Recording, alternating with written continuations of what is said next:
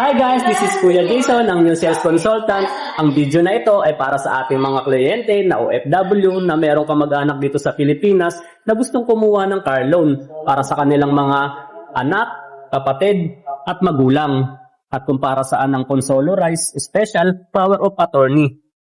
Kailangan ng Consolo Rise SPA. Number 1, dahil wala po kayo dito sa Pilipinas, ito po yung legal na permiso nyo sa kamag-anak nyo dito sa Pilipinas para sa car loan nyo.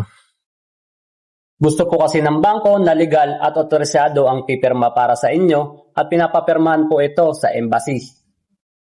Bakit sa embassy? Para ma-verify ng embassy na totoong ikaw at legit ang pipirma at hindi peke ang pirma mo.